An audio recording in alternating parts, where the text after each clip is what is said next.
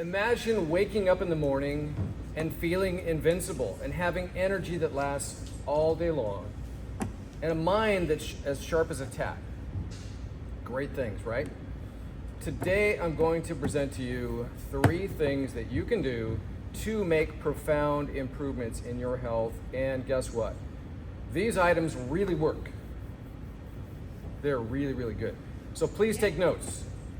Number 1, and as we start this, I'm going to give you the thing we're talking about, some testing that can be and probably should be done, and then of course some solutions. It would be terrible if I told you how bad things can be for you and then not give you any solutions for it. So with that, number 1, we're talking about liver health. The health of your liver. Why is your liver such an important organ system? It's the big organ on the right side of your body here. Number 1, you might know this, maybe not. Cholesterol is made by your liver. Your blood cholesterol is not made by your food, it's made by your liver. That's of concern for many, many people, and if I had much more time, I would talk to you and tell you why cholesterol is not a problem. However, liver makes cholesterol. Liver is in control of your blood pressure. Your liver is in control of iron metabolism. So ladies that have menstrual cycles monthly, you might want to look at this because you could always be skirting anemia and you're tired all the time and just don't feel well. And you might stand up and get too dizzy. Your liver is also involved with mood and emotion, anxiety, depression, mood disorders. I had a patient just this last week, it was phenomenal. She said, I have such severe anxiety, and I gave her one thing for her liver, and she was like, oh my gosh, it's gone. I've had this since I was a teenager. Great things. Liver, liver, liver. Liver controls blood quality, clotting factors. It's your big, big detoxifier. And as you know, today, what is the second biggest killer in this country? Do you know? Blood pressure. Cancer. Ooh, cancer. So it's nice to pull out toxins out of your body. And we like to recommend people do this at least twice a year, do some detoxification. Liver, liver, liver. It's a big, big, important problem. And I find it one of the most common things and problems in people when I see them. Testing for liver. What kind of tests should you do?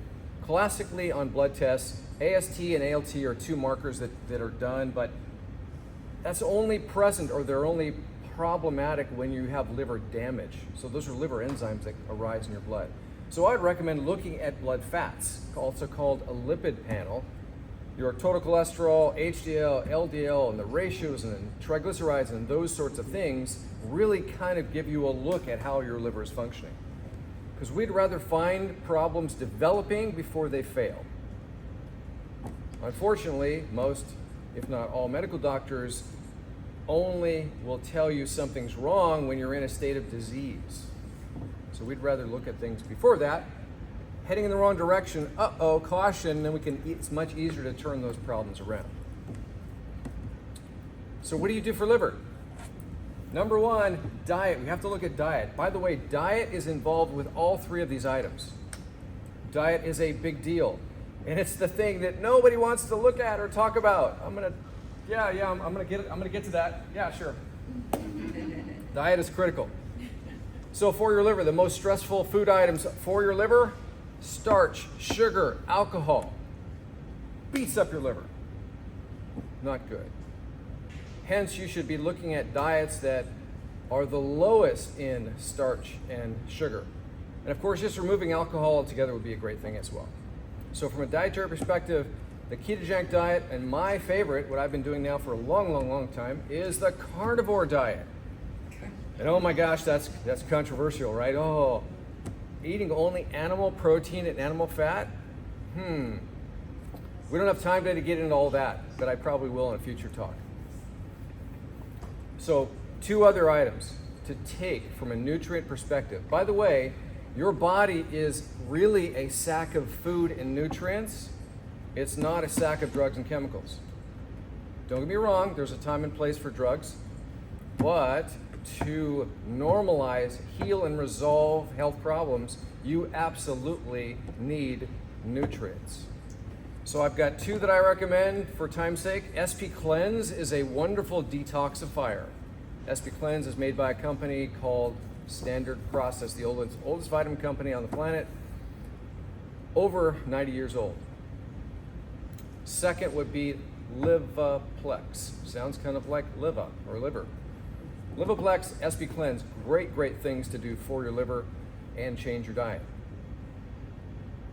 Number 2 item to work on would be gut health, your digestive tract, gastroenterology, GI tract, whatever you want to call it, right here, can be huge. Why would this be such a big deal? Some people will say, well, I've got some indigestion, I've got some bloating, I've got some gas. No, way bigger than that would be what it can cause, what problems can arise from your gut. Heart disease, cancer, autoimmune disease, and also neurodegenerative diseases. Alzheimer's, Parkinson's, multiple sclerosis, all derived from gut problems. What are the tests that you should do?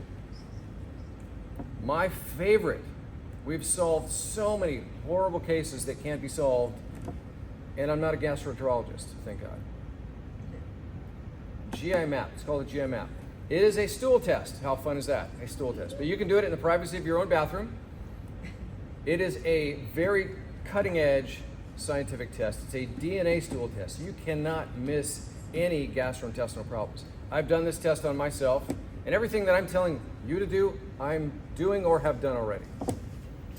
GI map is a spectacular test, and it shows everything from bacteria, viruses, parasite, fungus, and yeast.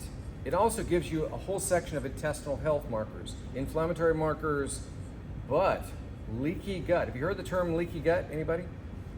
That is a big deal, also called intestinal permeability, and unfortunately, gastroenterology does not recognize it.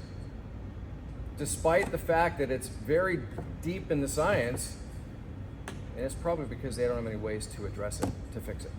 So here's the problem, and I'll just give you a quick glimpse into autoimmune disease. Leaky gut with exactly, and they've currently discovered exactly 11 autoimmune triggering bugs. So you have 11 autoimmune triggering bugs in your gut, at least one of these, plus leaky gut, you are set up to develop autoimmunity. And how does it show up? It shows up differently in different people because we're all unique. Gut health is massive. We need to have good gut health. And you may not have any symptoms and may have big problems brewing down below. Gut health is critical. The third item, blood sugar. Absolutely have to speak about this because guess what? 1 out of every 3 of you, 1 in 3, is pre-diabetic. And if you want to watch and observe the pre-diabetics and try to figure out who it is, these are the people that are sitting there going, what? Falling asleep during the day. If you have to sit in church for an hour and you're dozing off, or you're driving a car for an hour or 2 and you're dozing off. Pre-diabetes. Now, why is pre-diabetes and diabetes a big deal? Is because it's what causes heart disease. The number 1 problem today, the number 1 killer, heart disease. Anyone have it? I don't recommend it. Can be fixed, can be reversed. Even if you have plaque in your arteries, you can deplaque your arteries without doing surgery, by the way. But we need to fix our diets. Here we go, back to diet again. Blood sugar, big deal. Another reason why I say carnivore diet is spectacular. The testing for blood sugar problems, you can observe it in people that are yawning and falling asleep. Better to do some testing. And the test would be a fasting blood glucose. And maybe you've heard of hemoglobin A1C. But the additional test to do that no one does, C-peptide, which measures how effective your liver is producing insulin, and a fasting insulin, really critical. I've had people with normal glucose, normal A1C, and their insulin is 3, 4, 5 times normal. Great tests. Now, Here's the thing about this type of tests. All these tests that we're talking about, if you cannot coerce, force, yell, and scream at your doctor to get them to do these tests, I can do them and we do them all the time. Okay, so what do you do for blood sugar? What types of things? Hey, start with diet. Diet's critical. As low of carb as you could possibly do. Ketogenic diet's great. Great place to start because not everybody's going to go cold turkey on carnivore. By the way, saturated fat has absolutely, it's like the best fat on the planet. At the center of 90% of all heart plaques, once dissected from people who have died, over 90% of the plaque that's in there is oxidized seed oils. And seed oils are sunflower, safflower, corn oil is another bad one. Canola is terrible. Saturated fat is the most stable fat. You can heat it up and it doesn't destroy the fat. Nothing wrong with saturated fat, except we've all been frightened away from it and we don't need it. So we should all start cooking with butter, lard. Remember lard back in the day? Nothing wrong with lard. It's awesome. Ghee is also great. All right, so we got diet down. We're going to start changing their diets. The fun thing to do. And don't get me wrong, I love starch and sugar like the next person. But it's great to be on the complete other side of that and not have any cravings whatsoever. I don't care about bread. I don't care about sugar. And thank you. So in conclusion, and in summary, if you do these things, they're not very difficult to do. It will make profound changes in your health.